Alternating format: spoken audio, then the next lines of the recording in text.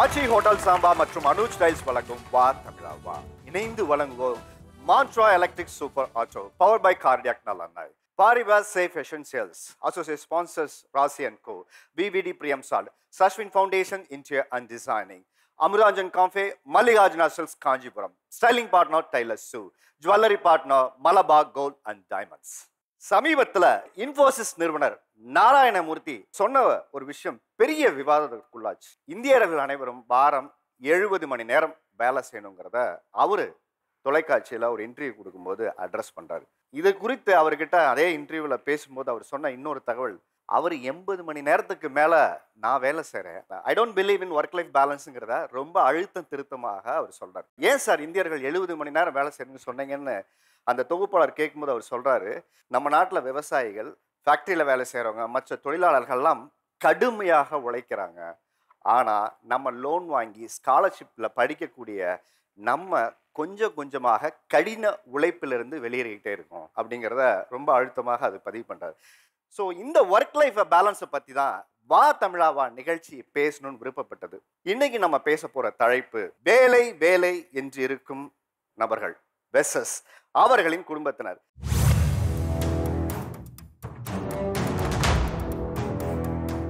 நீங்க பார்க்குற வேலை உங்களுக்கு எவ்வளவு பிடிச்சிருக்கு? ஒரு வாரத்துக்கு நீங்க எவ்வளவு மணி நேரம் வேலை செய்றீங்க? நான் ஒரு நாளைக்கு 10 மணி நேரம் ஐடியில் ஒர்க் பண்ணுவேன். அதை தவிர்த்துட்டு சினிமா அதுன்னு சொல்லிட்டு லாஸ்ட் ஒரு 3 இயர்ஸாக ஒர்க் பண்ணுறேன். கிட்டத்தட்ட ஒரு நாளைக்கு ஒரு 18 ஹவர்ஸ் கிட்ட ஒர்க் பண்ணுறேன் sir. Depends on the work I get in a day.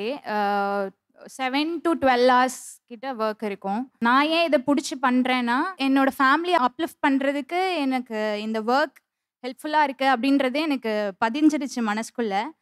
Maybe அதனாலேயோ என்னவோ நான் அந்த ஒர்க்கை பிடிச்சி பண்ணுறேன். அந்த ஒர்க்கை பிடிச்சி பண்ணும்போது ஆட்டோமேட்டிக்காக எனக்கு இன்ட்ரெஸ்ட் க்ரியேட் ஆயிடுது.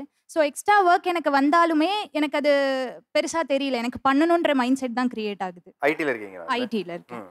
I'm doctor Manivannan sir. என்னோட பேஷன் வந்து டீச்சிங் லைன் தான். ஸோ அதனால் ஹாஸ்பிட்டல் ஃபீல்டில் விட்டுட்டு வந்து நான் இப்போ டீச்சிங் லைனில் இருக்கேன். நான் டாக்டர் வேலையை விட்டுட்டு இதை எடுத்து எவ்வளோ வருஷம் ஆகுது நீங்கள்? 5 years ஆகுது சார். ஓகே, அதில் இல்லாத காதல் இதில் என்ன உங்களுக்கு? மாணவர்கள் பார்க்கும்போது நம்மளுக்கு ஒரு சந்தோஷம் இருக்கும். நம்மளுடைய பழைய வாழ்க்கையெல்லாம் நமக்கு ஞாபகம் வரும். அவங்ககிட்ட நம்ம மெர்ஜ் ஆகும் போது நம்மளும் கற்றுக்கலாம், நம்மகிட்ட அவங்களும் கற்றுக்கலாம் நிறைய விஷயங்கள். இளைய தலைமுறையிலேருந்து ஒரு அறிவு பரிமாற்றத்தை எதிர்பார்த்து போகிறீங்க. எவ்வளோ மணி நேரம் நீங்கள் வேலை செய்கிறீங்க? பர் டே பார்த்தீங்கன்னா 8 hours. நான் ஒரு நாள் கூட லீவ் போட்டதில்லை. மேக்ஸிமம் பார்த்தீங்கன்னா நான் லீவ் போடவே மாட்டேன் காலேஜஸ்க்கு. சொல்லுங்கம்மா. ஆக்சுவலாக நான் ஐடியில் ஒர்க் பண்ணுறேன். 8 hours தான் எனக்கும். நான் ரொம்ப பெட்ஸ் அடிக்ட். ஓவர் டைம் பார்த்தோம் அப்படின்னா 1500 வரும். ஸ்ட்ரீட் டாக்ஸ்க்கு வேக்சின் அதெல்லாம் போடணும் அப்படின்னா ஓவர் டைம் பார்த்தா வரும் அமௌண்ட் அப்படின்றதுனால நான் அது பண்ணுறேன். நான் சம்பாதிக்கிறது எங்கள் டேடி மம்மியெல்லாம் கேட்க மாட்டாங்க. நான் எவ்வளோ சம்பாதிக்கிறேனோ அதில் வந்து நான் பெட்ஸுக்கு ஃபுல்லாக செலவு பண்ணுறதுல வந்து இது கரெக்டாக இருக்குது எனக்கு. நீங்கள் வீட்டில் பெட்டு வச்சுருக்கீங்களா? நான் நிறைய வச்சுருக்கேன். 25 டாக்ஸ் கிட்ட வச்சுருக்கேன். அவங்களோட நீங்கள் வாழ்கிறீங்க? ஆமாம், நான் உண்மையாகவே அவங்களோட தான் வாழ்கிறேன். அதுதான் என் லைஃப். பட் அதை வீட்டில் வந்து புரிஞ்சிக்க அவங்களுக்கு இல்லை. என்னை பொறுத்த வரைக்கும் நான் ரொம்ப பிடிச்சி பண்ணுறதுக்கு விஷயம் பெட்ஸுக்கு என்னால் பண்ண முடியுது. சொல்லுங்கள், நீங்கள் உங்கள் வேலையை எவ்வளோ பிடிச்சி பண்ணுறீங்க? எவ்வளோ மணி நேரம் வேலை செய்கிறீங்க? என்னோடது வந்து நான் ஆட்டோமொபைலில் சேல்ஸில் இருக்கேன் சார். ஸோ கார் சேல்ஸ் எல்லாமே என்னோட ப்ரொஃபைல். 16 to 17 இயர்ஸாக ஒர்க்கிங்கில் இருக்கேன் சார். நான் ஸோ எனக்கு வந்து அம்மா அப்பா நான் மட்டும்தான். அம்மா வந்து ஹவுஸ் ஒய்ஃப், டேடி வந்து கவர்மெண்ட் ஸ்டாஃப். எங்கள் அப்பா வந்து 2009 எக்ஸ்பயர்ட் ஆகிட்டாரு சார். இப்போ நான் என் ஃபேமிலியை பார்க்கணுன்னா எங்கள் அப்பாவுக்கு அப்புறம் நான் தான் பார்த்தாகணும். ஏன்னா எங்கள் அப்பா இறந்தப்போ அடுத்த மாதம் எங்களுக்கு ரெண்ட்டு பே பண்ணுறதுக்கு காசு கிடையாது. அந்த 1 monthக்கு ரெண்ட்டுக்கோ இல்லை சாப்பாட்டு செலவுக்கோ யாருமே வந்து எங்களை யாரும் எதுவும் கேட்கல. 2 லேடிஸ் தானே இருக்கீங்க அப்படின்ற மாதிரி யாருமே எதுவுமே எங்களை கேட்கல. எங்கள் அப்பா இருந்ததுனால நான் டிப்ளமோ வந்து கம்ப்ளீட் பண்ணேன் இசி. 2009 நான் சென்னைக்கு தனியாக வந்தேன். எங்கள் அப்பா இறந்தப்போ ஹாஸ்டலில் ஸ்டே பண்ணி தான் ஒர்க் பண்ணேன். நான் அப்போ அப்பா இருந்த வரைக்கும் நான் ராஜகுமாரி தான் சார் என் வீட்டில். எனக்கு என்ன வேணுமோ நான் கேட்கறதுக்கு முன்னாடி வந்துடும். எனக்கு என்ன ஒருனா அப்பா இருந்தால் எனக்கு செஞ்சாரு. இப்போ நான் அடுத்து அம்மாவுக்கு செய்கிற நிலைமையில இருக்கேன். அவங்க எனக்கு செய்யக்கூடாது. அப்போ என்னோட சேலரி சென்னையில் 6000 தான். அப்போ திடீர்னு ஒரு ரெஃபரன்ஸ் மூலிமா எனக்கு இந்த ஆட்டோமொபைல் உள்ளே என்ட்ரு ஆனேன்னா அப்போ டிசைட் பண்ணேன் சார், என்னதான் இருந்தாலும் நான் யார்கிட்டையும் போய் ₹1 நிற்கக்கூடாது. என்ன இருந்தாலும் நான் செய்யணும். அப்போது அதில் ஸ்டார்ட் பண்ண கெரியர் இப்போ வரைக்கும் நிற்கவே இல்லை சார். எனக்கு ஒரு நாள் லீவு கிடையாது. 9 o'clock ஸ்டார்ட் ஆகும் ஒர்க்கு. 6 o'clock அஃபிஷியல் டைம் முடிஞ்சிரும். ஆனால் கஸ்டமர் 7:30க்கு தான் வருவாங்க. 8 o'clock தான் வருவாங்க. டெலிவரி கொடுத்துட்டு போன்னு சொல்லுவாங்க. இல்லை காரை பார்க்க அப்போ தான் வருவேன்னுவாங்க. டெஸ்ட் ட்ரைவுக்கு என்ன இங்கே எடுத்துகிட்டு வான்னு சொல்லுவாங்க. அப்போது எனக்கு டைம் பார்க்காம நான் ஒர்க் பண்ணணும். அப்போ தான் சார் டிசைட் பண்ணனே. ஆக்சுவலாக ஊருக்கே லீவாக இருக்கும். நான் ஆஃபீஸ்க்கு போக வேண்டியதாக இருக்கும். ஏன்னா பொங்கலில் டெலிவரி எடுப்பாங்க, கிறிஸ்மஸில் டெலிவரி எடுப்பாங்க. ஸோ இப்போ அந்த டைமுக்கு வந்து நான் போனால் தான் எனக்கு ஒரு வண்டி சேல் பண்ண முடியும். அந்த அந்த லீடை வச்சு தான் நான் அந்த மந்த் டார்கெட் அச்சீவ் பண்ண முடியும், இன்சென்டிவ் வரும். ஸோ அதை யோசிச்சேன்னா எனக்கு லீவ் போடணுன்ற மைண்ட் செட்டே வராது. இல்ல அவங்க அப்பாவோட பொருளாதாரம் அன்னைக்கு எப்படி இருந்தது? இன்னைக்கு நீங்க வந்ததுக்கு அப்புறம் என்ன மாத்திருக்கீங்க? சேலரி வந்துச்சுன்னா 10 நிமிஷத்தில் அம்மா அக்கௌண்ட்டுக்கு ட்ரான்ஸ்ஃபர் பண்ணிடுவேன். இந்த இஎம்ஐக்கெலாம் இதை செட்டில் பண்ணிடுங்க அப்படின்னு சொல்லிடுவேன். எனக்கு ஒரு ட்ரெஸ் இன்னைக்கு எடுக்கணும்னாலும் அது அவங்க தான் எடுப்பாங்க. உங்களுக்கு கல்யாணம் ஆயிடுச்சாமா? இல்லை சார். இல்ல. ஓகே. மாப்பிள்ளையை அம்மா சூஸ் பண்ணி கொடுப்பாங்க.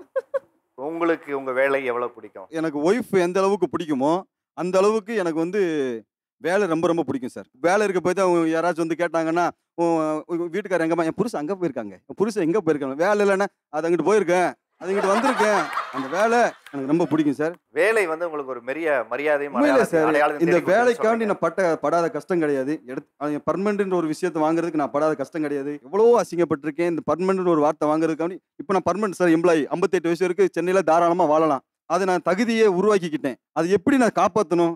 அதுக்கு நான் கரெக்டாக இருந்தால் நான் காப்பாற்றிப்பேன். அதுக்கு நான் கரெக்டாக இல்லைன்னா எப்படி காப்பாற்றிக்க முடியும்? அதுதான் சார் ஒரு எண்ணம். அதுக்கு வீட்டில் எப்போ பார்த்தாலும் வேலை வேலைன்னு என்ன வேலை இருக்க போதே நம்ம புருஷன் இருக்குது, வேலை நம்ம சோறு திங்கிறீங்க, வேலைன்னா எல்லாம் பண்ணுறீங்க, வேலைன்னு ஒன்று இல்லைன்னா எப்படி சார்? நம்மளுக்கு வேலை, எனக்கு எப்போ வேலை முக்கியம் சார், பொண்டாட்டியும் முக்கியம் சார். என்ன வேலை செய்றீங்க? ப்ரைவேட் கம்பெனியில் அசோசியேட் இன்ஜினியராக வேலை பார்க்குறேன் சார். 11 hours 11:30 hours ஆகும் சார். சொல்லுங்க சார். இங்கே ஒர்க் பண்ணுறது பார்த்தீங்கன்னா ஆல்மோஸ்ட் 19 to 20 hours ஒர்க் பண்ணுறோம். அப்படி என்ன வேலை செய்றீங்க? போலீஸாக ஜாயின் பண்ணணும் அப்படின்ற மாதிரி ஒரு எண்ணம் இருந்தது. பட் ஃபேமிலி சுச்சுவேஷன்ஸ் அது முடியாததுனால இப்போ நான் பார்க்குறது வந்து இன்வெஸ்டிகேஷன்ஸ். ஸோ சைபர் ரிலேட்டட் ஃப்ராட்ஸு இல்லை இந்த ரிலேட்டடில் என்ன ஃப்ராட்ஸ் இருந்தாலும் பேங்க்ஸ்லேயோ இல்லை இந்த மாதிரி இருக்கிறது நாங்கள் ப்ரைவேட்டாக நாங்கள் பார்க்குறோம். ஸோ இப்போ மோஸ்ட்லி பார்த்தீங்கன்னா மார்னிங் டைம் எல்லாமே வந்து உங்களுக்கு கால்ஸ்லேயே போயிடும். ஸோ அதுக்கப்புறம் நம்மளோட அப்ரூவல்ஸு மெயிலை கிளியர் பண்ணணும். 9:30 10க்கு மேலே வீட்டுக்கு வந்ததுக்கப்புறம் தான் அதை திறக்கவே முடியும் நம்மளால். இதுல எவ்வளவு வருஷமா இருக்கீங்க? ஆல்மோஸ்ட் 20 இயர்ஸாக இருக்கேன் சார். 20 மணி நேரத்துக்கு மேல இவ்வளவு நாள் வேலை செஞ்சிருக்கீங்களா? என்ன அச்சீவ் பண்ணிருக்கீங்கன்னு நினைக்கிறீங்க? என்னோட கெரியரை ஸ்டார்ட் பண்ணது வந்து ஒரு டெலிஃபோன் பூத்தில், சரிங்களா? இப்போ நான் வந்து ஒரு பேன் இண்டியா லெவலில் நான் ஹேண்டில் பண்ணுறேன். ஸோ இது வந்து என்னோட ஹார்ட் ஒர்க் அப்புறம் எல்லாமே இருக்குது.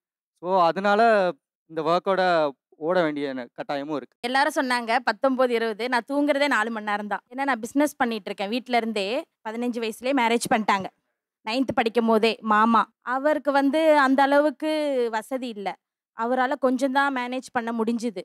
நான் பசங்க வளர வளர ஃபீஸ் அது இதுன்னு அதிகமாகவும் நானும் கொஞ்சம் ஏதாவது பண்ணணும் அப்படின்ட்டு குங்குமம் பண்ணுறதுலேருந்து கூல்ட்ரிங்க்ஸ் பண்ணுறதுலேருந்து எம்ப்ராய்டரி போடுவேன், பெயிண்டிங்ஸ் பண்ணுவேன். ஒரு 250 விதமான கைத்தொழில் வந்து கற்றுக்கிட்டேன். என்னென்னா சமைக்கவே மாட்டேன், அதான் திட்டு விழும் என் பசங்கிட்ட இருந்து. இப்போ நினச்ச இடத்துக்கு போகிறோம் வரோம், ஜாலியாக இருக்கும், சேர்த்து வைக்க முடியுது. என் பையனது இன்ஜினியரிங் படிக்க வச்சுட்டேன், என் பொண்ணு MBA படிக்கிறா, நான் இடம் வாங்கினேன், வீடு இருக்குது. இங்கே இவ்வளோ நேரம் பேசினவங்கலாம் சொன்னாங்க, நான் வந்து 10 மணி நேரம் வேலை பார்க்குறேன், 16 மணி நேரம் வேலை பார்க்குறேன், 20 மணி நேரம் வேலை பார்க்குறேன், தூங்குறதே 4 மணி நேரம் தான் அப்படின்னு சொல்லிட்டு இருக்காங்க இல்லையா? இவர்கள் வேலைதான் வாழ்க்கைன்னு ஓடிக்கிட்டே இருக்காங்க. ஆனால் நீங்கள் கூப்பிடும்போது எந்தெந்த இடங்களுக்கெல்லாம் வர்றதில்லை. ஒரு சின்ன குழந்தைக்கு பேரண்ட்ஸ் டீச்சர்ஸ் மீட்டிங் கூட வரமாட்டாரு. நீ போயிட்டு வந்துருமா, நான் எதுக்கு கூட வந்துட்டு. இத்தனைக்கும் அவங்க சாட்டர்டே சண்டேஸ் தான் வைப்பாங்க. அவங்கள மீட் பண்ண போகணும், இவங்கள மீட் பண்ண போகணும் அப்படின்றதுனால கிளம்பிடுவாரே தவிர எனக்காக அங்கே டைம் ஸ்பெண்ட் பண்ணதே கிடையாது. அவர் இது வரைக்கும் வெயிட் பண்ணது டெலிவரி ஆளுக்கு வெளியே மட்டும்தான் சார். அந்த 2 hours கூட இப்படிக்கோ அப்படிக்கோ நடந்துட்டு இருந்ததா எங்கள் டேடி சொன்னார். அது கூட நான் பார்க்கல. 2016 எங்கள் அப்பா இறந்துட்டாரு. அப்பா இறக்கிறதுக்கு 6 மாதத்துக்கு முன்னாடி பெரியவ பிறந்த கொஞ்ச நாள்லயே வந்து அங்கே ஸ்டே ஒன்றா இருக்க முடியாத சூழ்நிலை வரவே மாமனார் வீட்டுக்கு அனுப்பிச்சிட்டேன். எங்கள் அப்பாவுடைய கமிட்மெண்ட் முடிக்கிறதுக்கே எனக்கு ஒரு 3 years ஆயிடுச்சு. அது அப்படியே ஓடி 10 மணி நேரம் ஐடி, 8 மணி நேரம் கதை யோசிக்கவே டைம் போயிட்டே இருந்துச்சு. காலையில் ஆனால் 9 மணிக்கு சாப்பாடு செஞ்சு கொடுத்துருவாங்க. நைட்டு 12 மணிக்கு தான் வீட்டுக்கு வருவேன். சாப்பாடு கூட சார் நான் பேக் பண்ணி வச்சுட்டு இவர் மறந்துட்டு வச்சுட்டு போயிடுவார். நான் கீழே எடுத்துகிட்டு போவேன். சாப்பிடாம என்ன பண்ணுவீங்க அப்படின்னு சொல்லிட்டு எடுத்துகிட்டு போயிட்டு சாப்பிட்டீங்களான்னு ஃபோன் பண்ணுவேன் சார். ஒரு 2 o'clock 2:30 கால் பண்ணுவேன். வெய் நான் மீட்டிங்கில் இருக்கேன், நான் அப்புறம் பேசுகிறேன். வெய் நான் ஒர்க்கில் இருக்கேன், நான் அப்புறம் பேசுகிறேனே சொல்கிறானே தவிர சாப்பிட்டீங்களா, நான் சாப்பிட்டேன், டேஸ்ட்டாக இருந்துச்சு, இது வரைக்கும் எதுவுமே சொன்னதே இல்லை சார். ஒரு நாள் கூட சாப்பாடு நல்லா இருந்துச்சுன்னு சொன்னதே கிடையாது. சொல்லியிருக்கேன் சார், சில டைம் சொல்லியிருக்கேன். பிடிச்சிச்சுன்னா சொல்லிடுவேன், பிடிக்கல அதனால சொல்கிறது இல்லையா? பசங்களாம் டாடி எத்தனை மணிக்கு மாமா வருவாங்க, டாடி எத்தனை மணிக்கு வருவார். டெய்லி நைட்டு பசங்களாம் தூங்கிட்ட பிறகு காலையில் எழுந்து பார்த்தா பக்கத்தில் படுத்துட்டு இருப்பாரு. சம்டைம்ஸு சண்டேஸ் கூட மோஸ்ட்டாக வீட்டில் இருக்க மாட்டார். லஞ்சுக்கு நான்வெஜ் எடுத்துகிட்டு வந்து கொடுத்துட்டு நீங்கள் சாப்பிட்ருங்கம்மா அப்படின்னு சொல்லிட்டு கிளம்பி போயிடுவாரே தவிர இவர் எங்கள் கூட உட்காந்து சாப்பிட்டு பல வருஷம் ஆயிடுச்சு. ஏன் பேரண்ட்ஸ் மீட்டிங் கூட நீங்கள் போகிறதில்ல? இப்போ ஒரு லாஸ்ட் ஒரு 6 month தான் சார் அது புரிய ஆரம்பிச்சிச்சு. இப்போ வந்து கரெக்டாக ஸ்பெண்ட் பண்ணுற டைமு இப்போ என் சின்ன பொண்ணு வந்து இவ்வளோ நாளாக அவளுடைய கண்ட்ரோல் இருந்தா, இப்போ லாஸ்ட் ஒரு 6 மந்த்தாக பார்த்தீங்கன்னா என் கையில் தான் தூங்குறா. எத்தனை குழந்தைங்க? 2 பொண்ணு சார். இப்போ இதெல்லாம் 2வது குழந்தைக்கு செய்றீங்க. ஆமாங்க சார். முதல் குழந்தைக்கு நீங்க பெரிய செய்யல. குழந்தைக்கு நான் செய்கிற அளவுக்கு சூழ்நிலை இல்லை. அப்பா இறக்கவே மாமனார் வீட்டில் இருந்தார். ஸோ நான் நேட்டிவ்ல கமிட்மெண்ட் அப்பாவுடைய கமிட்மெண்ட் முடிக்கிறதுக்காக நான் டைம் அப்படியே ஓடி இதுவாகிடுச்சு. ஸோ எனக்கு அதிகபட்ச ஆசைன்னு பார்த்தீங்கன்னா அவ்வளோ சந்தோஷமாக வச்சுக்கணும். அதுக்காகத்தான் இந்த பிரிவை நான் வந்து சந்தோஷமாக எடுத்துக்கிறேன். சொல்லுங்கம்மா, எந்தெந்த இடங்களுக்கெல்லாம் நீங்கள் கூப்பிடும்போது வர மறுக்கிறாங்க, தவிர்க்கிறாங்க? From LKG till college days வரைக்குமே டெய்லியும் அவங்க ஸ்கூல் டேஸ் காலேஜ் டேஸில் நடக்கிறத மினிமம் 1 hour ஸ்பெண்ட் பண்ணுவாங்க. என்கிட்ட அப்டேட் பண்ணிக்கிட்டே இருப்பாங்க, பேசுவாங்க. எப்போ ஜாப் அப்படின்னு ஜாயின் பண்ணிட்டாங்களோ ஒரு 10 மினிட்ஸ், அதுவும் வீக்கெண்டில் ஒரு 10 மினிட்ஸ் ஸ்பெண்ட் பண்ணுறது கூட ரேராக இருக்குது. அப்படியே அந்த பார்க்கில் ஒரு வாக் வந்தாலுமே ஃபோன் கால் வச்சுக்குவாங்க, ஆஃபீஸில் யார்ட்டாவது பேசுவாங்க, ஏதாவது டவுட்ஸ் கேட்பாங்க, இல்லை ஃப்ரெண்ட்ஸ்கிட்ட பேசுவாங்க. அதுக்கு நீ வரவே வேண்டாம் அப்படின்னு சொல்லிடுவேன். நானுமே ஆக்சுவலாக ஒர்க்கிங் நீங்க என்ன வேலை பார்க்குறீங்கம்மா? Teaching profession sir. Work life ரெண்டுத்தையுமே ஒரு பேலன்ஸ்டாக எடுத்துகிட்டு போயிட்டுருக்கு. அவங்களுக்கு அந்த பேலன்ஸ் தெரியல. ஜூஸ் போட்டு வச்சுட்டு போவேன், அது வந்து பார்க்கும்பொழுது அந்த ஒர்க் பிளேஸ்லேயே அந்த டேபிள் மேலேயே ஜூஸ் அப்படியே புளிச்சு போயிருக்கும் சார். ஜூஸ் போட்டு வைப்பேன்னு சொன்னாங்க. நான் வந்து வீட்டில் ஒரு இடத்துலயே உட்காந்து வேலை பண்ண மாட்டேன். அவங்க டேபிள் வச்சிருப்பாங்க, அன்னைக்கு நான் டேபிளில் உட்காந்துருக்க மாட்டேன், வேற எங்கேயாவது உட்காந்துட்டு வேலை பண்ணிட்டு இருந்திருப்பேன். பாத்தீங்களா, நீங்க இருக்கிற இடத்துல கொண்டு போய் ஜூஸ் கொடுக்கல, நீங்க டேபிள்ல இருக்காங்க நினைச்சிட்டு கொடுத்துருக்கீங்க. அவங்க வேற இடத்துல இருந்திருக்காங்க. ஒர்க் லைஃப் பேலன்ஸ் இல்லைன்னு இல்லை, இப்போ இருக்க சுச்சுவேஷனில் வந்து நம்ம over performance is expected to sustain நினைக்கிறேன். பிகினிங் ஸ்டேஜில் நம்மளை ப்ரூவ் பண்ண வேண்டிய கட்டாயம் நிறையா இருக்குது. ஆல்சோ நான் இவ்வளோ ஒர்க் பண்ணதுனால தான் வந்து இவ்வளோ ஷார்ட் ஸ்பேனில் என்னால் ஒரு குட் பொசிஷனில் இப்போ இருக்க முடியுது அப்படின்றத நான் நம்புகிறேன். நான் ஆக்சுவலாக 8க்கு வீட்டை விட்டு வெளியில் போகணும். இந்த 8க்கு என்னோட மார்னிங் ரொட்டீனை முடிச்சுட்டு அவங்களுக்கு தேவையானதை ரெடி பண்ணி வச்சுட்டு டேபிள் மேலே வச்சுட்டு போவேன் சார். அதை கூட எடுத்து சாப்பிட மாட்டாங்க சார். ஈவினிங் நான் 5 o'clock வந்து பார்த்தா மதியம் லஞ்சை எடுத்துருக்க மாட்டாங்க.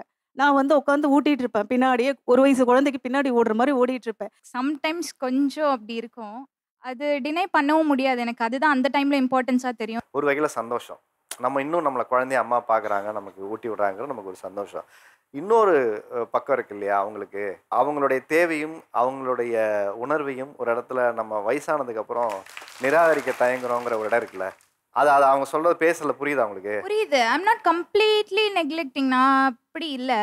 நடக்கும், சம்டைம்ஸ் நடக்கும். அவங்க கொஞ்சம் எக்ஸ்பெக்ட் பண்ணுவாங்க, அதை ஃபுல்ஃபில் பண்ண முடியாத டைம் இருக்கும். அது கொஞ்சம் புரிஞ்சுக்கணும்னு நினைக்கிறேன். இப்போ எதுவுமே கமிட்மெண்ட் இல்லை அவங்களுக்கு. அடுத்தது அவங்க அடுத்த ஃபேமிலி எக்ஸ்பேண்ட் ஆகும், கமிட்மெண்ட் நிறையா வரும், ஒரு நியூ ஃபேமிலிக்குள்ளே என்டர் ஆவாங்க. அந்த ஃபேமிலி மெம்பர்ஸ் எப்படி இருப்பாங்க, சப்போர்ட் பண்ணுவாங்களா, இல்லை என்ன மாதிரியே பின்னாடி நிற்பாங்களா, இல்லை இவளால் பேலன்ஸ்டாக போக முடியுமா, அங்கே ஒர்க்லேயும் ஃபோக்கஸ்டாக ஃபேமிலியும் மேனேஜ் பண்ணிட்டு ரன் பண்ண முடியுமா, சஸ்டெயின் ஆவாங்களா அப்படின்றது. நான் 17 years ஆகியுமே ஹெல்த் இஷ்யூஸ்னால லைட்டாக எக்ஸாஸ்ட் ஆகுறேன். இவங்க 3 yearsலேயே எக்ஸாஸ்ட் ஆகிடுறாங்க.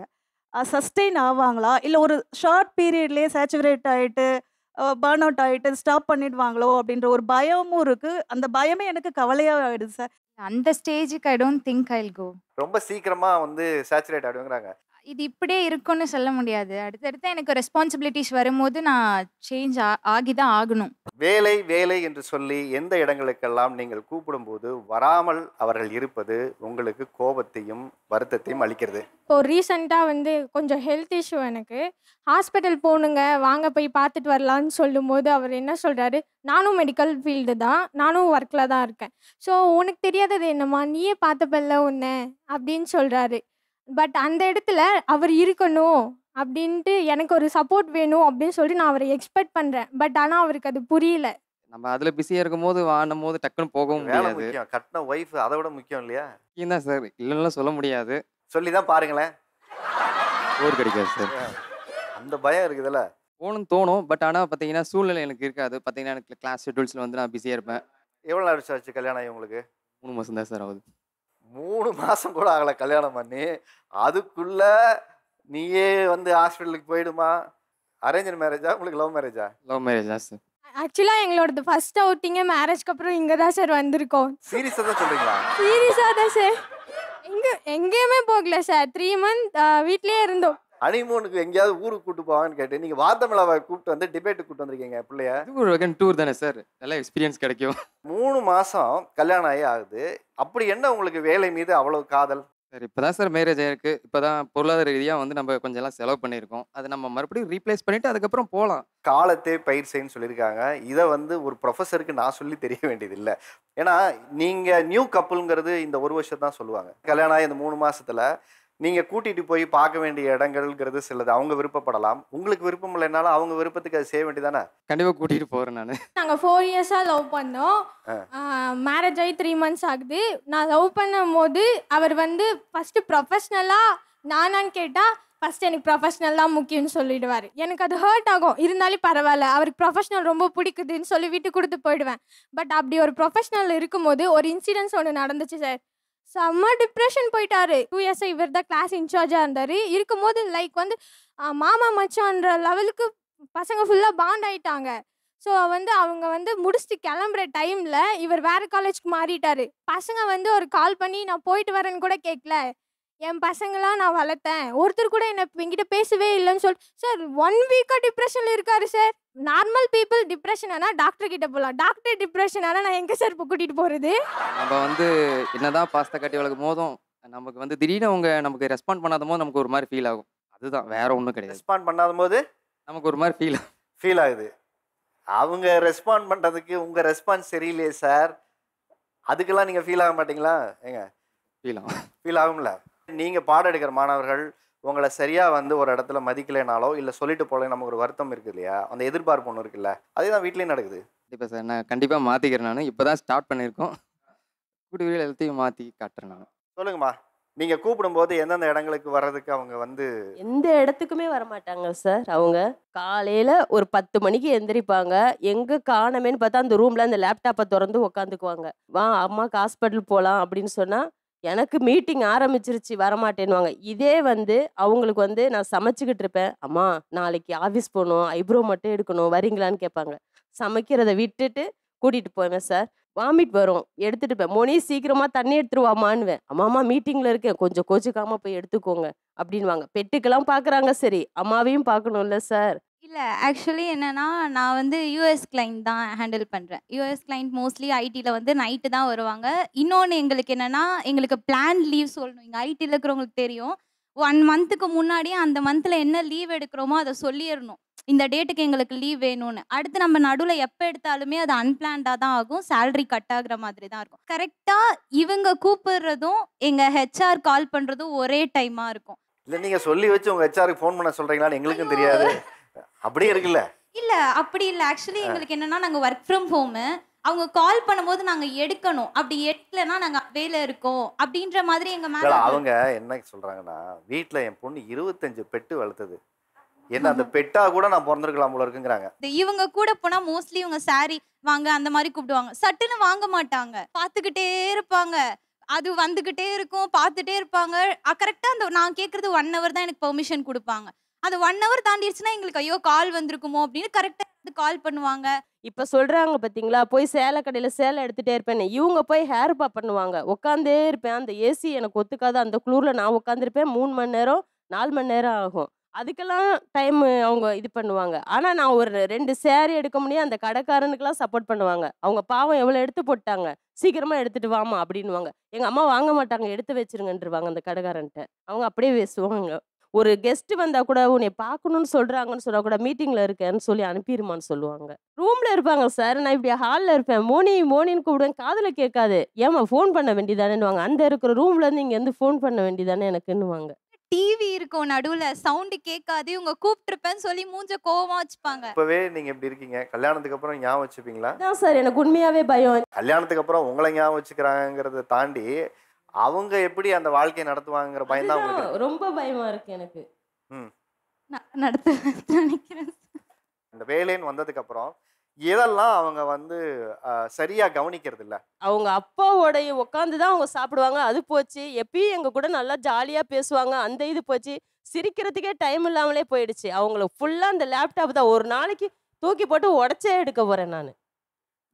ஆமா, நாங்க வேலையை விடுன்னு சொல்லிட்டோம், கேட்கல.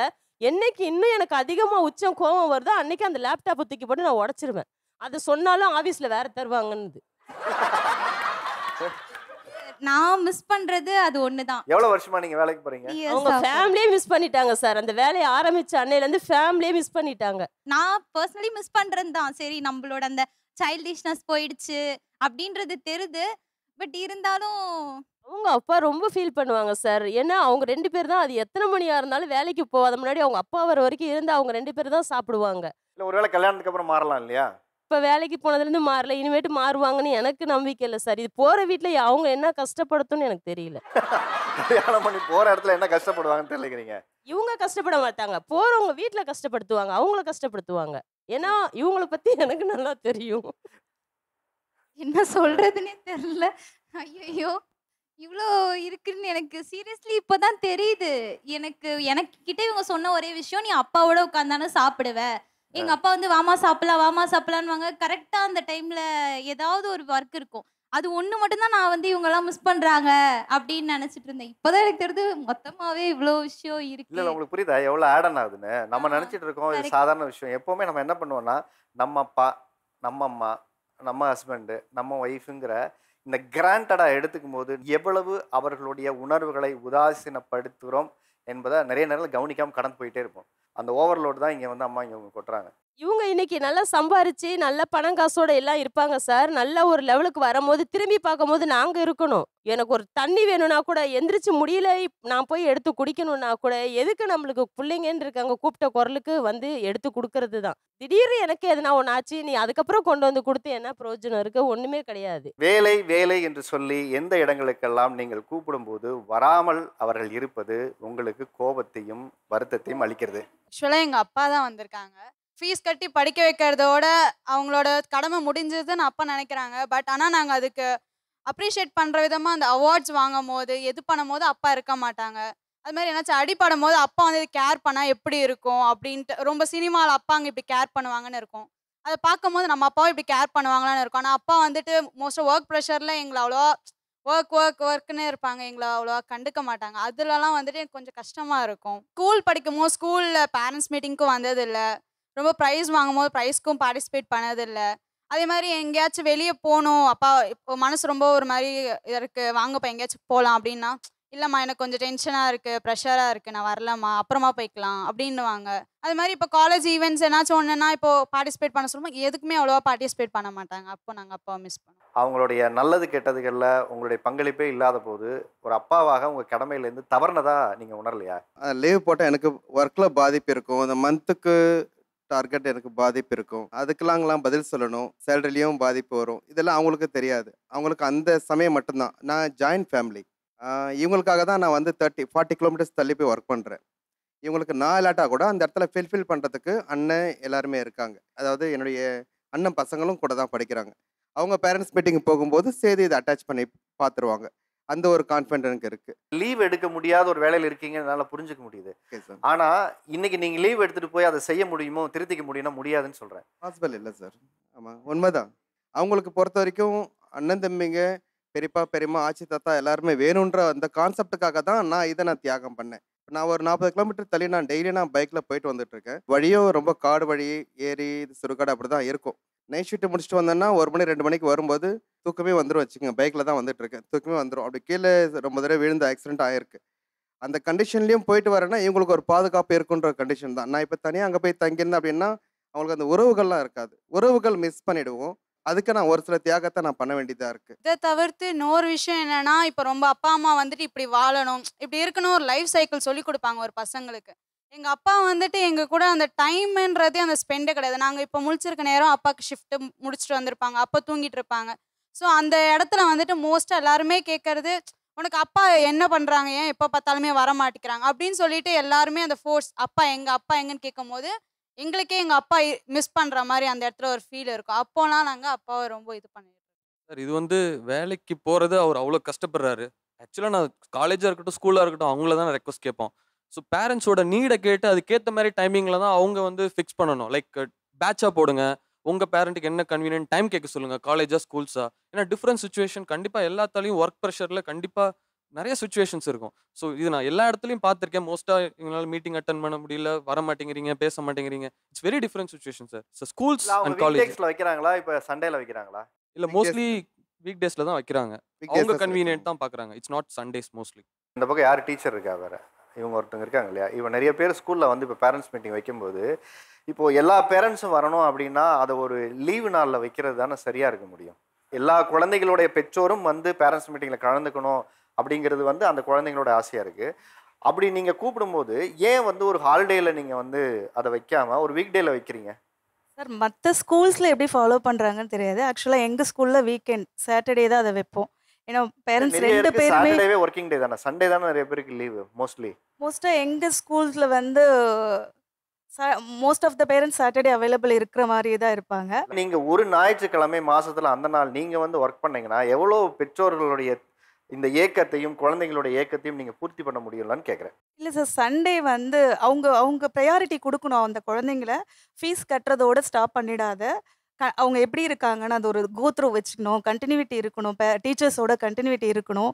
அந்த வீக்கெண்ட் வந்து சண்டே பிளான் பண்ணோம்னா அவங்களுக்கு ஒரு டே சண்டே தான் இருக்கு. இன்னைக்கு காலம் கடந்துருச்சு சார். அவங்களுக்கு ஸ்கூல் டைம் முடிஞ்சிருச்சு. நான் இன்னைக்கு அதை நான் ஃபுல்ஃபில் பண்ண முடியும்னு நினச்சா அது யூஸும் இல்லை, ஃபுல்ஃபில்லும் இல்லை. ஆனால் அந்த டைம் அவங்க ரொம்ப ஃபீல் பண்ணுறக்கான நல்லா தெளிவாக தெரியும். வேறு வழி இல்லாத நான் அக்செப்ட் பண்ணிக்க வேண்டியதாக இருக்குது. அவங்கள சமாதானப்படுத்திப்பேன், அவ்வளோதான். இன்றைக்கி நான் போய் பார்க்கணும் அப்படின்னா லைஃப்பில் திருப்பி வராத சில விஷயங்கள். நிறைய குழந்தைகள் நிறைய பெற்றோர்களுடைய தேவை இன்னைக்கு என்னவா இருக்குன்னா, குழந்தைகளுக்கு பெற்றோர் எங்களுடைய பள்ளிக்கு வரணும், பேரண்ட்ஸ் மீட்டிங் வரும்போது கலந்துக்கணுங்கிற ஆசை பெற்றோர்களிடம் இருக்கு. பள்ளி நிர்வாகம் எல்லாருக்கும் விடுமுறையாக இருக்கிற நாட்களில் வர சொன்னீங்கன்னா நிறைய பிள்ளைகளின் கனவுகளை நிறைவேற்றக்கூடிய ஒரு விஷயத்தை நீங்கள் செய்வீங்க. தயவு செஞ்சு இதை வந்து எல்லா பள்ளி நிர்வாகமும் இதை கன்சிடர் பண்ணணும்னு நான் இங்கே வாத்தமிழா ஷோர்பாக நான் கேட்டுக்கிறேன். 16 வருஷம் 20 வருஷம் நான் குடும்பத்துக்காக வேலை செய்கிறேன். 16 மணி நேரம் 20 மணி நேரம் வேலை செய்கிறேன். இவ்வளோ ஓடுறது யாருக்காக சார்? எங்கள் குடும்பத்துக்காக தான் சார் நாங்கள் ஓடுறோம். அது ஏன் சார் அவங்களுக்கெல்லாம் புரியவே மாட்டேங்குது அப்படிங்கிறது அவங்களுடைய ஆதங்கமான கேள்வியாக இருக்குது. இதுக்கு என்ன உங்களுடைய பதில்? இப்போ ரீசெண்டாக ஒரு சுச்சுவேஷனில் வந்துட்டு எனக்கு அடிபட்டுச்சு. அங்கே ஹாஸ்பிட்டல் கூட்டின்னு போகவும் எனக்கு யாருமே கிடையாது. ஸோ ரத்தம் போய்கிட்டு இருக்கு. ஸோ நான் அண்ணாக்கு தான் கால் அடிக்கிறேன். 2 முறை கால் அடித்தேன், எடுக்கலை. 3ஆவது முறை கால் அடித்தேன், இடா பாப்பா ஒரு மீட்டிங்கில் இருக்கேன் அப்படின்னு வச்சுட்டாரு. திரும்பவும் கால் பண்ணி இந்த மாதிரி எனக்கு அடிபட்டுருச்சுண்ணா, என்னால் முடியல, பிளட் போயிட்டு இருக்கு அப்படி சொன்னா. சரி பக்கத்தில் யாராவது இருந்தால் அவங்க கிட்ட கொடு அப்படின்னு சொல்லிட்டு ஃப்ரெண்டு கிட்ட பார்த்துடா பாப்பாவை பார்த்து ஹாஸ்பிட்டல் கூட்டின்னு போ, நான் மீட்டிங் முடிச்சுட்டு ஃபோன் பண்ணுறேன் அப்படின்னு வச்சுட்டாரு சார். அப்போ தான் சார் லாகின் பண்ணிவிட்டு மீட்டிங் அட்டன் பண்ணேன். ப்ராஜெக்ட் ஒர்க் போயிட்டு இருந்துச்சு.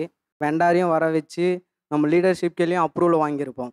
கொஞ்சம் இந்த பீரியடுக்குள்ளே முடிக்கணும் ப்ராஜெக்ட் ஒர்க்குன்னு. சரி கால் பண்ணாங்க 2 டைம்ஸு. திரும்பியும் கால் வரப்போ தான் ஏதோ எமர்ஜென்சினான்ட்டு மீட்டிங்கை ஹோல்டு பண்ணிட்டு நான் பேச ஆரம்பித்தேன் அட்டன் பண்ணி. அந்த சமயத்தில் நம்ம இது பண்ண முடியாது, மீட்டிங்லேயும் ஒரு 2 மினிட்ஸ் தான் கேட்டிருக்கேன் சார் ஒரு எமர்ஜென்சி கால்னு. அப்புறம் டக்குன்னு அந்த டைமில் ப்ரெசென்ட்டாக யோசிச்சு சரி பக்கத்தில் இருக்கிறவங்க ஹாஸ்பிட்டலுக்கு கூப்பிட்டு போட்டோம், நம்ம கால் முடிச்சிருந்தமே கால் பண்ணலாம், நம்ம லாகின் முடிச்சுட்டு கூட இன்றைக்கி சீக்கிரமாக போய் பாப்பாவை டேக் ஓவர் பண்ணிக்கலாம் அன்னிட்டு பக்கத்தில் இருக்கிறவங்கள நீங்கள் ஹாஸ்பிட்டலில் கூப்பிட்டு போய் பாருங்கள், நான் மீட்டிங் முடிஞ்சதுமே கால் பண்ணுறேன்னு. மீட்டிங் முடிஞ்சதுமே பாப்பாவுக்கு வீடியோ கால் பண்ணி ஓகே வாடா இப்போ நான்ட்டு கேட்டு அப்புறம் மறுநாளும் அதே மாதிரி சுச்சுவேஷன் மாட்டிக்கிச்சு. சரி நம்ம அப்ரூவல் இந்த ப்ராஜெக்ட் முடிச்சா இன்னும் நாளைக்குள்ளே ஏன்னா லீடர்ஷிப்பு திரும்பியும் நம்ம வந்து மெயில் போட்டு அப்ரூவல் வாங்கிறதுக்கெல்லாம் ரொம்ப டிலே ஆகும். வெண்டாரும் அவைலபிளாக இருக்க மாட்டாங்க. இல்லை இந்த சம்பவம் நடக்கும்போது நீங்கள் எங்கே வேலை செஞ்சுட்டு இருந்தீங்க? தரமணியில் இருந்தேன் சார். அவங்க வந்து ஸ்ரீபெரும்பத்தூரில் இருக்காங்க. நீங்கள் ஸ்ரீபெரும்பூரில் இருக்கீங்க, அவர் தரமணியில் வேலை செய்கிறாரு. அவர் அங்கேருந்து வர்றதுக்குள்ளேயே உங்கள் ரத்தம் பூரா படவுல இருக்க ரத்தம்லாம் கீழே போயிடும்ல. அப்போ உங்களுக்கு வந்து ஹாஸ்பிட்டலுக்கு வந்து யாராவது பக்கத்தில் இருக்கவங்க தானே கூட்டு போவாங்க. அது ஓகே. மறுநாளும் நான் கேட்டேன் இந்த மாதிரி ஸ்கேன் பண்ணணும்னு சொல்லியிருக்காங்கன்னா இப்போ ஓகே இன்னொருத்தவங்க வந்து கூட்டின்னு போயிட்டாங்க, சரி இன்னொரு நாளாவது உங்களால் வர முடியுமா அப்படின்னு நான் கேட்டேன். அப்போவுமே இல்லைடா பாப்பா எனக்கு மீட்டிங் இருக்குது வர முடியாது, அப்படி நீங்கள் வந்து பார்த்துருக்கலாம்ல அப்படிங்கிறதா. சரி அந்த ஃபோன் கால் அட்டன் பண்ணி ஒன்றும் இல்லைடா பாப்பா சரியா போயிடும், கூட்டின்னு போக சொல்லியிருக்கேன் ஹாஸ்பிட்டலுக்கு பார்த்துக்கலாம் அப்படின்னு ஒரு 5 நிமிஷம் பேசிட்டு வச்சிருக்கலாம்ல.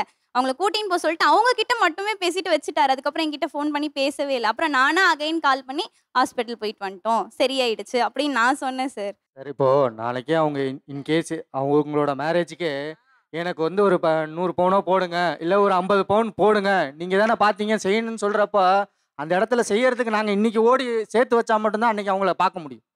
நியாயமான ஒரு விஷயந்தான். இல்லை அவங்க ஹாஸ்பிட்டலில் இருக்காங்க, அதெல்லாம் கரெக்டு தான், இல்லைன்னு சொல்லலை, மறுக்கலை. நாங்கள் எங்களோட வேலை சுச்சுவேஷன் இப்போ இவங்கள்ட்ட வந்து என்னால் சொல்ல முடியும், இந்த மாதிரி நடந்துருச்சு கொஞ்சம் பார்த்துக்க, நான் வந்து உன்னை பார்த்துக்கிறேன் அப்படின்னு எங்களால் சொல்ல முடியும்.